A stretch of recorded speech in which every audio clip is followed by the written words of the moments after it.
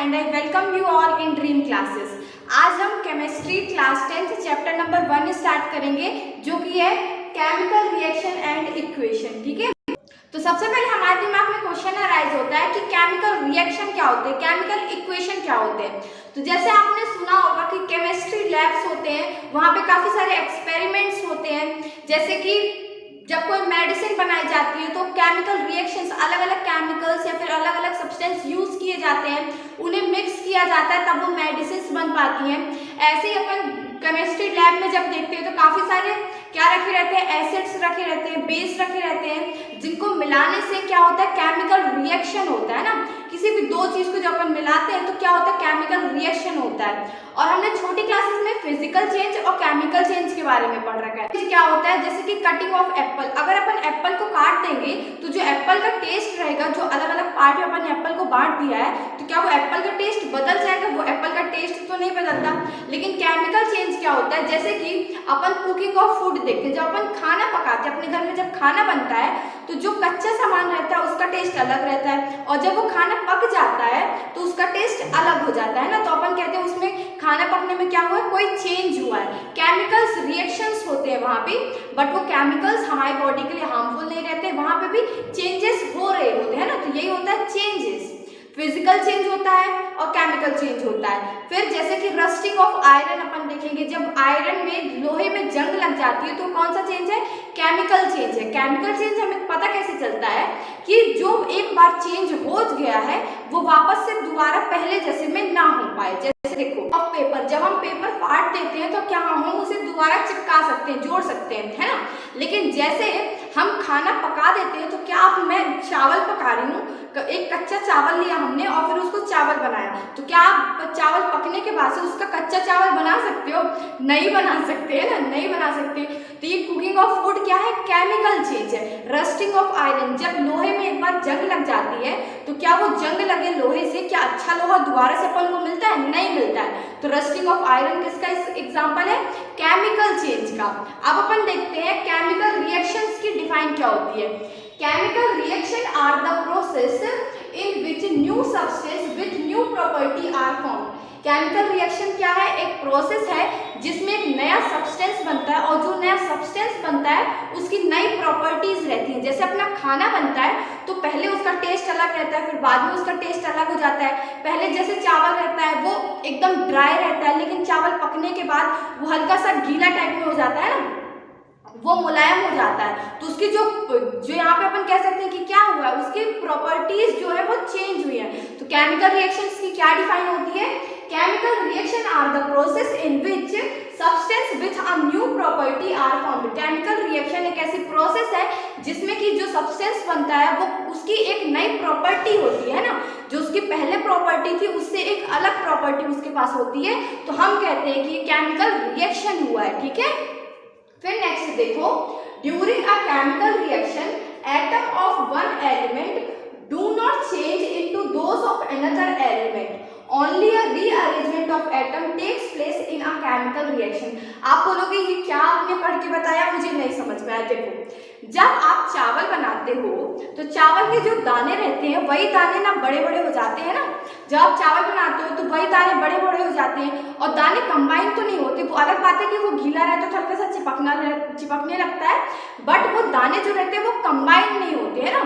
तो हम क्या कहेंगे कि जब केमिकल रिएक्शन होता है तो हम क्या कहेंगे कि जो कोई भी एलिमेंट रहता है और एलिमेंट के जो एटम रहते हैं वो सिर्फ एक दूसरे में जाके अरेंज होते हैं। ऐसा नहीं होता कि ये मैग्नीशियम हमारे पास है और ये ऑक्सीजन है, तो मैग्नीशियम और ऑक्सीजन को जब अपन मिलाते हैं तो मैग्नीज ऑक्साइड बनता है, मैग्नीशियम ऑक्साइड बनता है। लेकिन यहाँ पे मैग्नीशियम के जो पार्टिकल्स रहते हैं, एटम के रहते हैं, और जो ऑक्सीजन के एटम रहते हैं वो एक दूसरे से रीअरेंज होते हैं। ठीक ना, अदला बदली रीअरेंज होते हैं, मतलब कि एक दूसरे तरह का पैटर्न में वो अरेंज हो जाते हैं। लेकिन मैग्नीशियम के जो एटम रहते हैं वो ऑक्सीजन के एटम में कन्वर्ट नहीं होते हैं ना। समझ में आ रही है ये चीजें। During a chemical reaction atom of one element do not change into those of another element. किसी भी एक एलिमेंट के एटम किसी दूसरे एलिमेंट के एटम में चेंज नहीं होते, वो सिर्फ क्या होते हैं, रीअरेंज होते हैं। Only a rearrangement of atom takes place in a chemical reaction. जब केमिकल रिएक्शन होता है तो जो दो एलिमेंट रहते हैं अलग अलग, उनके एटम क्या होते हैं, आपस में कंबाइन नहीं होते, मतलब आपस में एक दूसरे के साथ एक्सचेंज नहीं होते, सिर्फ वो रीअरेंज होते हैं, एक नया पैटर्न बनाते हैं। समझ में आ गई चीजें, ये क्लियर हुआ? 2 पॉइंट मैंने बताया, क्लियर हो गया? अच्छा, यहाँ पे जैसे मैं एटम और एलिमेंट बोल रही हूँ तो आप लोग को एटम और एलिमेंट में तो कंफ्यूजन नहीं है ना?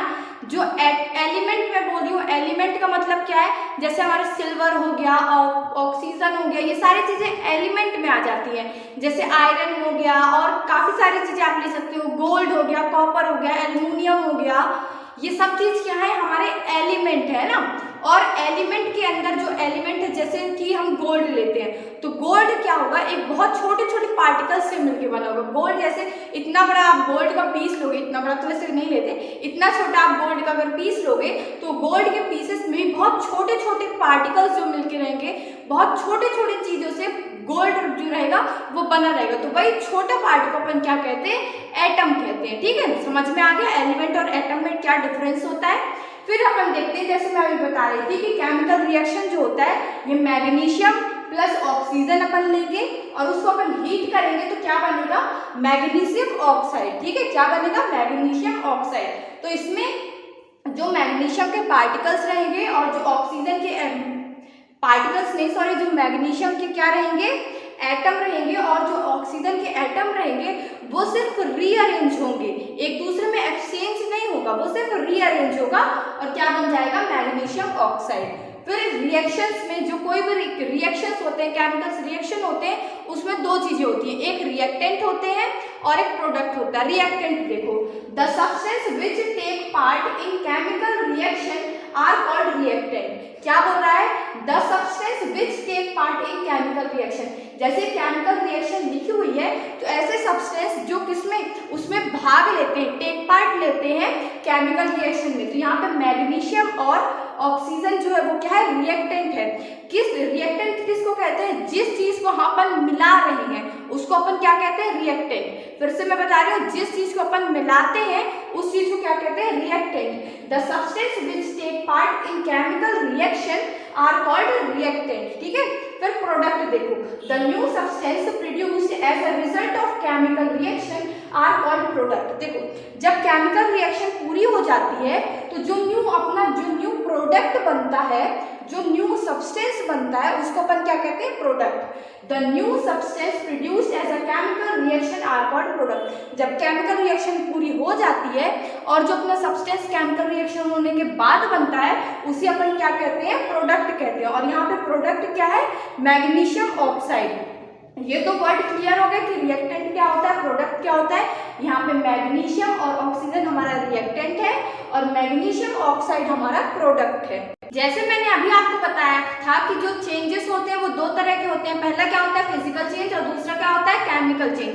तो फर्स्ट लिखा हुआ है फिजिकल चेंज। फिजिकल चेंज में अपन को क्या क्या चेंजेस देखने के लिए मिलते हैं, चेंज इन साइज हो सकता है, चेंज इन शेप हो सकता है और चेंज इन स्टेट हो सकता है। ठीक है, और फिर जो केमिकल चेंज होता है उसमें अपन को क्या क्या चेंजेस देखने मिलते हैं, वो कलर में चेंज हो सकता है, change in colour, evolution of gas, मतलब कि केमिकल रिएक्शन जब होता है तो कोई गैस निकल सकती है, ये आगे और भी अपन क्लियर समझेंगे। ठीक है, और फिर होता है फॉर्मेशन ऑफ प्रेसिपिटेट। जैसे दो चीजों को जब हम मिलाते हैं तो कई बार ऐसा होता है ना कि वो पूरे अच्छे से चीजें मिल नहीं पाती हैं, है ना, तो मिल नहीं पाती हैं और वो टेस्ट ट्यूब में नीचे काफी बार ऐसी चीजें बैठ जाती हैं। जो चीजें हम एक्स्ट्रा में डाल देते हैं या फिर जो चीजें अच्छे से मिल नहीं पाती हैं तो वो क्रिस्टल के फॉर्म में नीचे जमने लग जाती है। क्रिस्टल के फॉर्म में मतलब जैसे क्रिस्टल अपन कह सकते हैं शुगर, जो शक्कर होती है वो क्रिस्टल के फॉर्म में होती है। तो ऐसे जब अपन दो चीजों को मिलाते हैं तो जब वो अच्छे से मिक्स नहीं हो पाता है तो उसमें जो, और या फिर जब अपन कह सकते हैं अच्छे से मिक्स नहीं हो पाता है या फिर वो एक्स्ट्रा अमाउंट में प्रेजेंट रहता है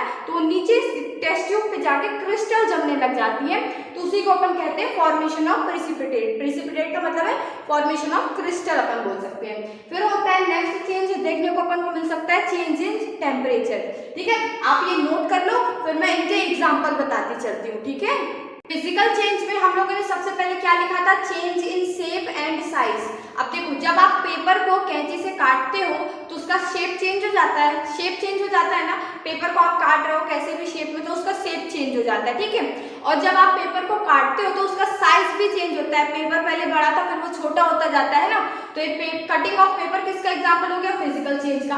अब वहां पे लिखा हुआ था फिजिकल चेंज में ही कि अपन को स्टेट में चेंज देखने को मिलता है, वो एमपी, महाराष्ट्र, गुजरात, वो वाले स्टेट्स नहीं, यहाँ पे स्टेट की बात कर रहे हैं। जो अपना कोई भी सब्सटेंस होते हैं, हम साइंस में पढ़ते हैं कि जो कोई भी सब्सटेंस होते हैं वो 3 स्टेट में पाए जाते हैं, पहला सॉलिड, दूसरा लिक्विड और तीसरा गैसेस। सॉलिड मतलब कि अपन जैसे मैं हूँ तो मैं सॉलिड हूँ, पानी जो रहता है वो लिक्विड रहता है, और एटमॉस्फेयर में जो गैस प्रेजेंट है, ऑक्सीजन प्रेजेंट है, वो किस फॉर्म में प्रेजेंट रहती है, गैसेस फॉर्म में, ठीक है। तो जो इसी को अपन कहते हैं सॉलिड, लिक्विड, गैस है, वो स्टेट है, ठीक है। तो जो फिजिकल चेंज होता है उसमें क्या स्टेट में भी चेंजेस होते हैं। देखो जैसे कि वाटर का फॉर्मूला अपन को पता है H2O, साइंस में पानी को क्या बोलते हैं, H2O। H2O का मतलब क्या है, पानी में एक मॉलिक्यूल को, पानी के एक मॉलिक्यूल को बनाने के लिए हम क्या मिलाते हैं, 2 हाइड्रोजन मिलाते हैं और 1 ऑक्सीजन मिलाते हैं। मैं फिर से रिपीट कर रही हूँ, पानी के एक मॉलिक्यूल को बनाने के लिए, अब आप कहोगे मॉलिक्यूल क्या होता है, तो जब छोटे छोटे एटम्स इकट्ठा कंबाइन हो जाते हैं तो उसको अपन मॉलिक्यूल कहते हैं। तो वाटर के, पानी के एक मॉलिक्यूल को बनाने के लिए अपन किस चीज को मिक्स करते हैं, 2 हाइड्रोजन को और 1 ऑक्सीजन को। यहाँ पे लिखा है H2O, यहाँ पे 2 का मतलब है हाइड्रोजन 2 है और ऑक्सीजन 1 है। तो देखो पानी अपन को सॉलिड फॉर्म में कब मिलता है, जब अपन उसको बर्फ जमा देते हैं, तो पानी अपन को आइस फॉर्म में मिलता है, सॉलिड रहता है जो कि, ठीक है। अब वही पानी को जब अपन पिघला देते, वही बर्फ को जब हम पिघला देंगे तो वो पानी बन जाएगा, लिक्विड बन जाएगा। तो अपन कह सकते हैं कि H2O सॉलिड फॉर्म में भी रहता है, लिक्विड फॉर्म में भी रहता है, और वही जब पानी को अपन गर्म करते हैं तो वो इवेपोरेट होने लग जाता है, उसकी वेपर बनने लग जाती है। जब वो इवेपोरेट होता है तो वो किस फॉर्म में आ जाता है, गैसेस फॉर्म में। तो H2O मॉलिक्यूल तो वो सेम है कि हर चीज में 2 हाइड्रोजन 1 ऑक्सीजन है, लेकिन आप देख सकते हो कि वो 3 स्टेट में एग्जिस्ट करता है। पानी क्या रहता है, बर्फ भी बन जाता है और वो पानी रहता है, और जब वो इवेपोरेट करता है तो गैसेस भी बन जाता है। तो ये एग्जांपल हो गया स्टेट में, चेंज इन स्टेट का। फिर इसके बाद अपन देखते हैं केमिकल चेंज। केमिकल चेंज में मैंने बताया था कि जब अपन को कलर में चेंज दिखे, ठीक है। अब यहाँ पे मैं केमिकल रिएक्शन लिख के बता रही हूँ, क्योंकि ये जो रिएक्शंस होते हैं वो अपन लैब्स में परफॉर्म करते हैं। जब आप अपनी स्कूल में केमिस्ट्री लैब वगैरह में जाओगे तो आप देखोगे कि जब आप कॉपर सल्फेट को जिंक के साथ रिएक्ट करवाते हो तो जो कॉपर सल्फेट रहता है उसका ब्लू कलर रहता है, ठीक है। कॉपर सल्फेट को आप देखोगे तो ब्लू कलर रहता है, और कॉपर सल्फेट को अपन हिंदी में क्या बोलते हैं, नीला थोथा, ठीक है। हिंदी में कॉपर सल्फेट को अपन नीला थोथा भी कहते हैं। तो जो कॉपर सल्फेट रहता है वो ब्लू कलर का रहता है, और जब इसको अपन जिंक के साथ रिएक्ट करवाते हैं तो क्या बन जाता है, जिंक सल्फेट, जिंक सल्फेट बन जाता है और साथ में कॉपर भी निकलता है। तो यहाँ पे जो कॉपर सल्फेट था वो अपन देखेंगे, अगर केमिस्ट्री लैब में आपको देखने का मौका मिले तो आप देखोगे कि कॉपर सल्फेट जो रहता है वो हमारा ब्लू कलर का रहता है, लेकिन जब ये जिंक के साथ रिएक्ट कर लेता है तो क्या बनता है, जिंक सल्फेट। और जो जिंक सल्फेट रहता है ये कलरलेस रहता है। जैसे पानी आपको अपन कहते हैं ना कि पानी कलरलेस है, वैसे ये जिंक सल्फेट भी कलरलेस रहता है। तो इस रिएक्शन में हमें कौन सा चेंज देखने को मिल रहा है, change in colour. Blue colour से किसमें चेंज हो रहा है, कलरलेस में, ठीक है। समझ में आ गई ये चीज। और यहाँ पे ये भी ध्यान रखो कि मैंने जो अभी रिएक्टेंट और प्रोडक्ट पढ़ाया है, तो यहाँ पे कॉपर सल्फेट और जिंक हमारा क्या है, रिएक्टेंट है, और यहाँ पे जिंक सल्फेट और कॉपर हमारा क्या है, प्रोडक्ट है। क्लियर हो गया इतना। मैं नेक्स्ट बताऊं इसका केमिकल चेंज का नेक्स्ट चेंज बताऊं। तो केमिकल चेंज में सेकंड चेंज आता है चेंज इन टेम्परेचर। देखो टेम्परेचर में कैसे चेंज आता है, अपन ने कार्बन लिया, C किसका सिंबल होता है, कार्बन का, और O2 क्या है, ऑक्सीजन। जब अपन कार्बन और ऑक्सीजन को मिक्स करते हैं, कार्बन और ऑक्सीजन के बीच में केमिकल रिएक्शन करवाते हैं तो कार्बन डाइऑक्साइड बनती है, जिसका फॉर्मूला अपन क्या लिखते हैं, CO2। और जब कार्बन डाइऑक्साइड बनती है तो उसके साथ हीट भी रिलीज होती है। हीट रिलीज होती है, हमें कैसे पता लगा पाएंगे, जैसे कोई टेस्ट ट्यूब है उसमें अपन ने कार्बन डाला और ऑक्सीजन पास कराई जब, तो वो कार्बन डाइऑक्साइड गैस निकलेगी, और वो गैस जब निकलेगी तो जो हमारा टेस्ट ट्यूब होगा वो टेस्ट ट्यूब गर्म हो जाता है। टेस्ट ट्यूब आप समझ रहे हो ना, वो केमिस्ट्री लैब में कांच के ट्यूब्स होते हैं, वो टेस्ट ट्यूब होते हैं।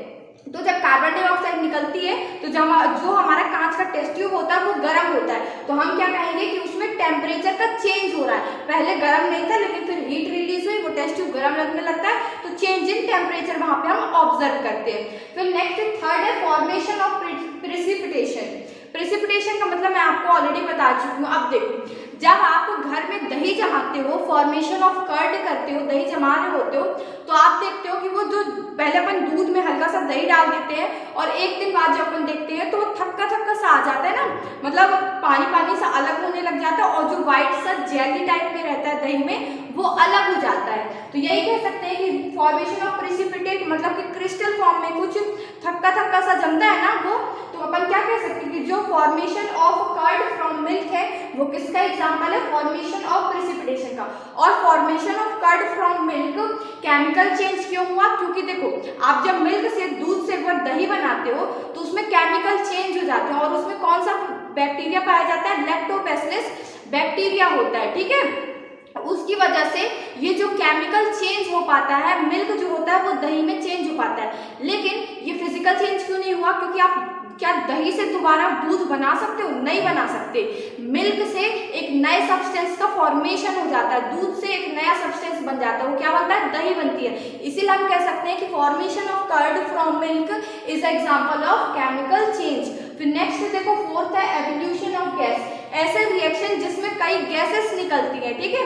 तो देखो CaCO3, यहाँ पे Ca किसका सिंबल होता है, कैल्शियम का, और CO3 मतलब कार्बोनेट। कार्बोनेट का अगर अपन सिर्फ कार्बोनेट का देखेंगे तो कार्बोनेट का जब अपन लिखते हैं तो CO3 2- रहता है, लेकिन जब कैल्शियम कार्बोनेट का अपन फॉर्मेशन करवाते हैं, कैल्शियम कार्बोनेट का फॉर्मेशन अपन कैसे कराते हैं, कैल्शियम लेते हैं, कैल्शियम में कितने पॉजिटिव चार्ज होते हैं, 2 पॉजिटिव चार्ज होते हैं, और कार्बोनेट का फॉर्मूला क्या होता है, CO3 2- ये कार्बोनेट का फॉर्मूला होता है। तो इसमें कितना चार्ज है, 2 चार्ज है, और इसमें कितना चार्ज है, 2 चार्ज है। ये ऊपर वाले को देखते हैं, नीचे तो ये बता रहा है कि 3 ऑक्सीजन है ना, ऊपर वाला चार्ज होता है, तो इसको क्रॉस मल्टीप्लाई कर दोगे और जब ये देखोगे यहाँ पे दोनों जगह 2 आ रहा है तो ये कैंसिल हो जाएगा, तो इसका फॉर्मूला क्या बन जाएगा, Ca और CO3। ये चीज समझ में आ गई, ये 3 लिखा हुआ है, CaCO3। CaCO3 को अपन क्या बोलते हैं, कैल्शियम कार्बोनेट। कैल्शियम कार्बोनेट किससे किससे मिलकर बनता है, कैल्शियम और कार्बोनेट से। जब कैल्शियम कार्बोनेट को अपन हीट करते हैं तो वो क्या बन जाता है, कैल्शियम ऑक्साइड बन जाता है, CaO, कैल्शियम ऑक्साइड, और उसके साथ साथ कार्बन डाइऑक्साइड भी निकलती है। तो एवोल्यूशन ऑफ गैस, ऐसा रिएक्शन जिसमें कोई गैस निकल रही हो तो वो भी क्या होता है, एक केमिकल चेंज होता है। अब यहाँ पे मैं आपको कैल्शियम ऑक्साइड का फॉर्मूला CaO कैसे आया ये बताती हूँ। देखो जो कैल्शियम होता है उसमें 2 पॉजिटिव चार्ज होता है और जो ऑक्सीजन होता है उसमें 2 नेगेटिव चार्ज होता है, ठीक है। ऑक्सीजन होता है उसमें, इसमें कितना चार्ज है, 2 चार्ज है, तो 2 नीचे लिखोगे, इसमें कितना चार्ज है, 2, तो इसका क्रॉस मल्टीप्लाई करोगे। अब फिर से देखोगे जब इसमें 2 दोनों में चार्ज होते कैंसिल हो जाएगा और अपने पास क्या बचेगा, CaO, और इसको क्या कहते हैं, कैल्शियम ऑक्साइड। समझ में आ गया केमिकल चेंज कैसे होते हैं, 4 तरह के होते हैं। पहला अपन ने देखा चेंज इन कलर, दूसरा देखा चेंज इन टेम्परेचर, फिर थर्ड देखा फॉर्मेशन ऑफ प्रेसिपिटेट, और फोर्थ देखा एवोल्यूशन ऑफ गैसेस। अब नेक्स्ट अपन देखते हैं कि फिजिकल और केमिकल चेंज में डिफरेंस क्या है, ठीक है। Physical change, no chemical reaction takes place. Physical change में कोई भी केमिकल रिएक्शन नहीं होता है। केमिकल रिएक्शन में, केमिकल चेंज में देखोगे केमिकल रिएक्शन टेक्स प्लेस, जब केमिकल चेंजेस होते हैं तो उसमें केमिकल रिएक्शन हो रहा होता है। फिर no new substance is form, physical change जब होता है तो कोई भी नया सब्सटेंस नहीं बनता है, लेकिन केमिकल चेंज में न्यू सब्सटेंस इज फॉर्म, जब केमिकल चेंज होता है तो एक नया सब्सटेंस बनता है। फिर देखो थर्ड रिवर्सिबल, जो फिजिकल चेंज होते हैं वो रिवर्सिबल होते हैं और जो केमिकल चेंज होते हैं वो इरिवर्सिबल होते हैं। रिवर्सिबल का मतलब क्या होता है कि वो एक बार किसी चीज में चेंज हो गए तो दोबारा वो उसी चीज में चेंज हो सकते हैं। जैसे कि मैंने पानी वाटर का एग्जांपल बताया था कि जब अपन पानी से एक बार बर्फ जमा देते हैं तो बर्फ वापस से पानी बन सकता है ना, तो इसीलिए उसे क्या कहेंगे, reversible. It can come back to its original form. Original form क्या था हमारा, वाटर था, है ना, और उसके हमने क्या किया, आइस बना दिया, और जब आइस बन गया तो फिर से अपन उसको पानी बना सकते हैं, फिर से अपन उसको वाटर बना सकते हैं, इसीलिए रिवर्सिबल चेंज। रिवर्सिबल चेंज क्या है, जब कोई भी चीज अपने ओरिजिनल फॉर्म में वापस आ सकती है।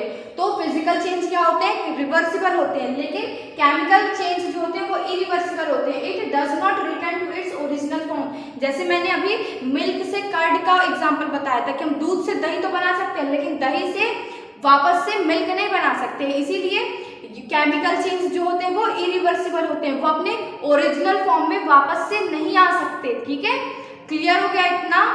तो अब नेक्स्ट अपन पढ़ते हैं केमिकल इक्वेशन। केमिकल रिएक्शन क्या होता है मैंने आपको पहले भी बता दिया है, डिफाइन भी मैंने आपको लिखा दी थी ना केमिकल रिएक्शन की स्टार्टिंग में। अब नेक्स्ट हम देख रहे हैं क्या, केमिकल इक्वेशन। केमिकल इक्वेशन क्या होता है, देखो अ chemical reaction is the symbolic representation of a chemical reaction in the form of symbol and formula.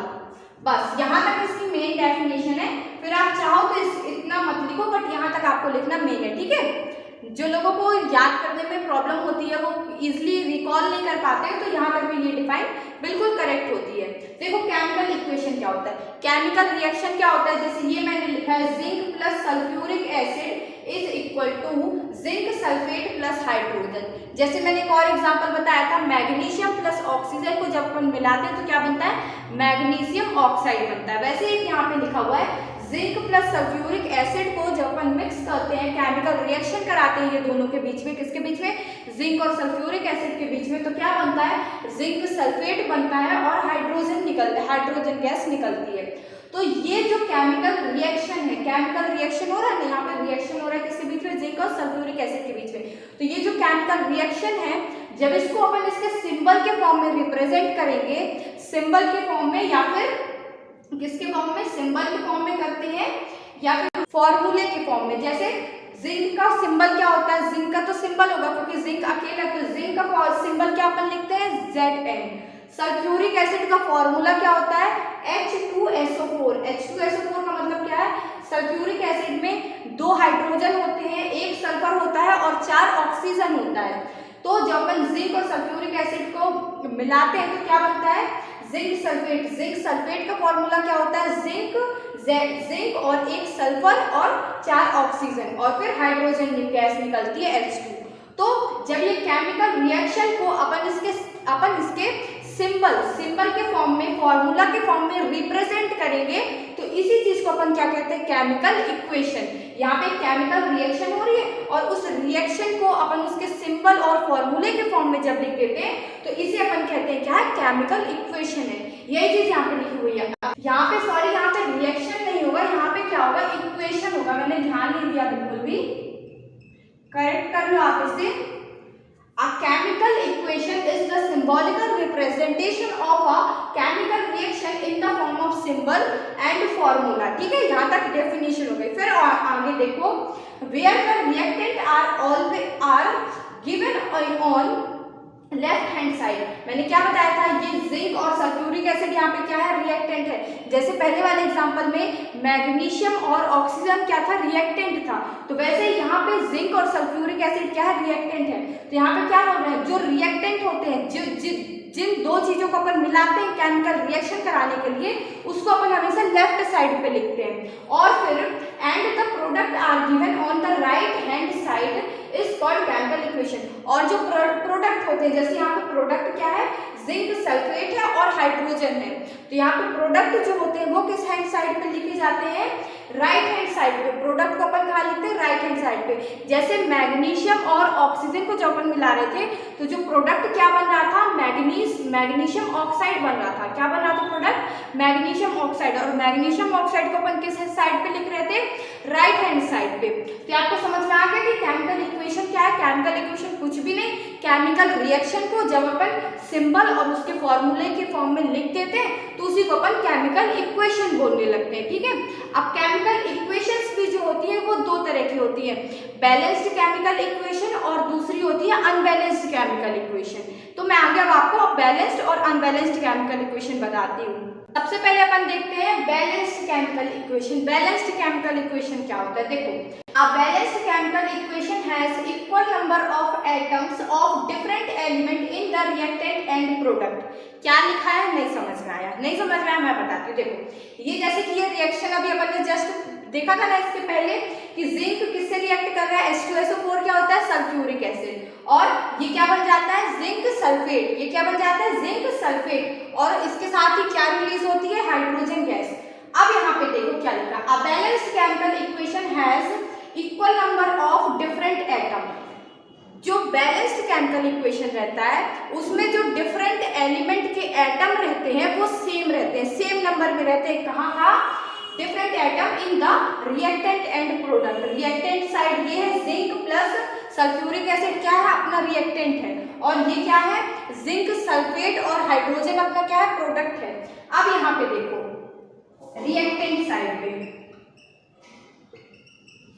और यहाँ पे प्रोडक्ट साइड पे। यहाँ पे जिंक रिएक्टेंट साइड पे जिंक के कितने नंबर है अपने? जिंक आपको कितना नजर आ रहा है? एक जिंक है, ठीक है। और ये प्रोडक्ट साइड पे आपको जिंक कितने नजर आ रहे हैं? ये एक जिंक है।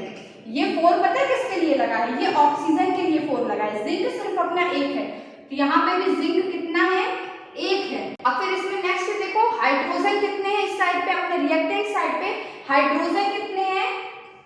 जो हाइड्रोजन है वो 2 है।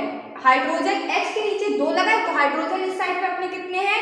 2। तो यहाँ पे क्या लिखोगे? 2। अब यहाँ पे हाइड्रोजन देखो अपन को कितने नजर आ रहे हैं? हाइड्रोजन इस साइड पे भी अपन को 2 नजर आ रहे हैं, H2 है ना। हाइड्रोजन इस साइड पे 2 है। फिर यहाँ पे देखो आपको सल्फर कितने नजर आ रहे हैं? रिएक्टेंट साइड पे सिर्फ एक सल्फर है ना, तो आप यहाँ पे 1 लिखोगे। और इस साइड पे आपको सल्फर कितने नजर आ रहे हैं? इस साइड पे भी आपको एक ही सल्फर नजर आ रहा है, आप यहाँ पे 1 लिखोगे। इस साइड पे आपको कितने ऑक्सीजन नजर आ रहे हैं? 4 ऑक्सीजन है, तो यहाँ पे O की जगह पे आप क्या लिखोगे? 4 ऑक्सीजन है। इस साइड पे भी ऑक्सीजन कितने हैं? 4 है। तो अब आप देखो रिएक्टेंट साइड पे भी एक जिंक है, प्रोडक्ट साइड पे भी एक जिंक है, सल्फर साइड पे भी रिएक्टेंट साइड पे भी एक सल्फर है, प्रोडक्ट साइड पे भी एक सल्फर है।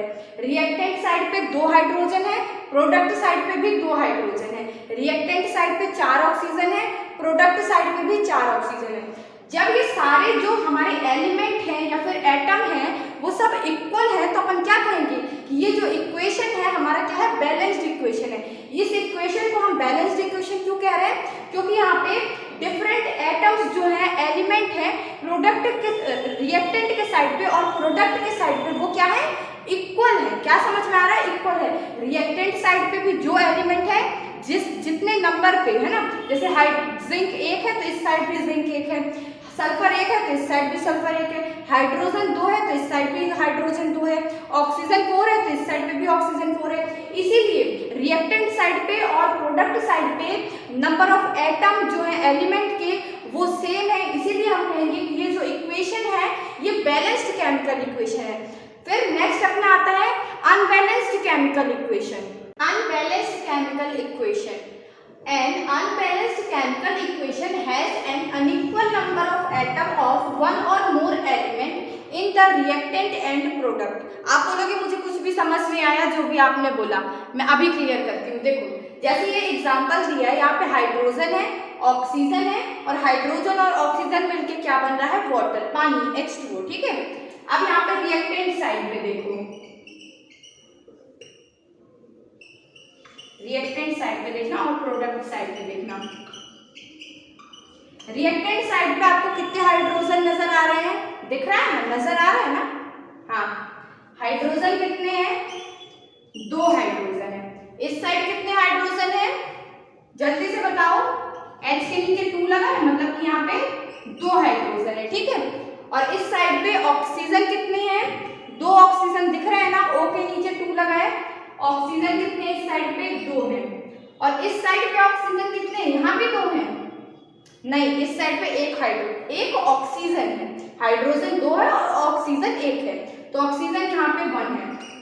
अब जब इसके प्रीवियस वाले एग्जांपल में आपने देखा था तो ये सारी चीजें इक्वल आ रही थी, लेकिन यहाँ पे 2 हाइड्रोजन तो सेम है, लेकिन यहाँ पे रिएक्टेंट साइड पे ऑक्सीजन 2 है और प्रोडक्ट साइड पे ऑक्सीजन कितनी है? ऑक्सीजन 1 है, एक ऑक्सीजन है। तो ये इक्वेशन कौन सी इक्वेशन होगी? Unbalanced chemical equation. क्यों? क्योंकि यहाँ पे रिएक्टेंट साइड के जो एटम है वो प्रोडक्ट साइड के जो एटम के इक्वल नहीं है, तो यही चीज यहाँ पे लिखी हुई है। N unbalanced chemical equation has an unequal number of atom. Equal atom नहीं है, अनइक्वल है, ऑफ 1 और मोर element in the reactant and product. यहाँ पे जैसे हम देख रहे हैं सिर्फ एक एटम का जो नंबर है वो सेम नहीं है। और ऐसे काफी सारे बड़े बड़े रिएक्शंस अगर आप लिखोगे तो हो सकता है कोई कई दो चीज अनइक्वल आ जाए। यहाँ पे जैसे कि 3 हो जाता तो हाइड्रोजन भी इक्वल नहीं होता और ऑक्सीजन भी इक्वल नहीं होता है ना, कोई और रिएक्शंस होता है ऐसे। तो ये इक्वेशन किसका एग्जांपल है? Unbalanced chemical equation. क्यों? क्योंकि यहाँ पे ऑक्सीजन के नंबर रिएक्टेंट साइड पे और प्रोडक्ट साइड पे इक्वल नहीं है। अब नेक्स्ट वीडियो में पता हम क्या देखेंगे कि ये नंबर जो है इसको अपन इक्वल कैसे बना सकते हैं। इसे कहते हैं बैलेंसिंग ऑफ केमिकल इक्वेशन, कि जिस भी इक्वेशन में जो नंबर रहते हैं एटम के वो इक्वल नहीं होते हैं, हम उनको इक्वल कैसे बनाते हैं। किसी भी एक इक्वेशन को हम बैलेंस्ड कैसे करते हैं। बट बैलेंस करना सीखने से पहले वो मैं नेक्स्ट वीडियो में बताऊंगी। बट आप एक क्वेश्चन बताओ मुझे कि केमिकल इक्वेशन को बैलेंस्ड करना क्यों जरूरी है। अनबैलेंस्ड इक्वेशन में हमें क्या प्रॉब्लम है? एक तो इसके पहले अपन ने पढ़ा बैलेंस्ड केमिकल इक्वेशन, उसमें तो सब चीजें इक्वल होती थी, उसमें कोई प्रॉब्लम नहीं है। लेकिन अनबैलेंस्ड केमिकल इक्वेशन में प्रॉब्लम ऐसी क्या है जिससे हम उसे बैलेंस्ड इक्वेशन बनाने की कोशिश करें। अनबैलेंस्ड इक्वेशन में क्या ऐसी दिक्कत है, कौन से ऐसे लॉ है वो जो फॉलो नहीं कर रहा है जिसकी वजह से हम उसे बैलेंस करेंगे। नेक्स्ट वीडियो में बैलेंसिंग सिखाऊंगी। पहले आप इस क्वेश्चन का आंसर सोचो कि कौन से ऐसे रीजन है कि हम इसे बैलेंस करना चाहते हैं। यहाँ पे वही क्वेश्चन लिखा हुआ है, why chemical equation need to be balanced. Chemical equation को बैलेंस्ड क्यों होना चाहिए? देखो, chemical equation need to be balanced so that it follow the law of conservation of mass. ठीक है, chemical equation need to be balanced so that it can follow law of conservation of mass. अब आप लोग कहोगे ये law of conservation of mass क्या होता है? तो देखो, law of conservation of mass, total mass of the product is equal to the mass of reactant. Law of conservation of mass क्या कहता है कि जो टोटल मास रहता है किसका, टोटल वेट अपन कह सकते हैं, टोटल मास जो रिएक्टेंट का रहता है वो किसके इक्वल होना चाहिए? प्रोडक्ट के इक्वल होना चाहिए। तो अब देखो, जैसे अपन पहले वाले वो जिंक वाले एग्जांपल में अपन ने देखा था जो बैलेंस्ड इक्वेशन था, वहां पे नंबर सेम थे। जब नंबर सेम थे तो उनका वेट भी जो अपन करेंगे, जैसे हाइड्रोजन का वेट, अगर हाइड्रोजन वहां पे 1 है तो यहाँ पे भी हाइड्रोजन 1 है, तो दोनों हाइड्रोजन का वेट सेम रहेगा, तो वो already law of conservation of मास को फॉलो करेंगे। लेकिन जो अनबैलेंस्ड केमिकल इक्वेशन होते हैं उसमें तो इक्वल नहीं रहता। जैसे अभी अपन ने देखा था वो H2 + O2 वाले केस में कि इक्वल नहीं था, वहां पे इक्वल नहीं था। तो किसी चीज को अपन 4 टाइम्स लेंगे, किसी चीज को अपन 2 टाइम्स लेंगे, तो क्या वो वेट इक्वल आ पाएगा? प्रोडक्ट के साइड पे और रिएक्टेंट के साइड पे जब नंबर ही सेम नहीं है तो उनका मास कैसे सेम आएगा? मास भी सेम नहीं आएगा। और फिर वो लॉ ऑफ कंजर्वेशन ऑफ मास को, जो अनबैलेंस्ड केमिकल इक्वेशन होते हैं वो लॉ ऑफ कंजर्वेशन ऑफ मास को फॉलो नहीं करते, और इसीलिए हम उनको बैलेंस करते हैं। जो अनबैलेंस्ड केमिकल इक्वेशन होते हैं हम इसीलिए उनको बैलेंस्ड करते हैं ताकि वो लॉ ऑफ कंजर्वेशन ऑफ मास को फॉलो करें। सो आई होप मेरे साथ आपको पढ़ाई करने में अच्छा लग रहा होगा, आपको मेरे साथ कॉन्सेप्ट समझ में आ रहे होंगे, आपको जो भी डिफिकल्टीज पहले फेस हो रही थी, आपके वो डाउट्स और वो आपकी डिफिकल्टीज अब क्लियर हो रही हैं। So if you like the video, hit the like button, subscribe to my channel Supriya Tamkar and do share this video with your friends. Thank you so much.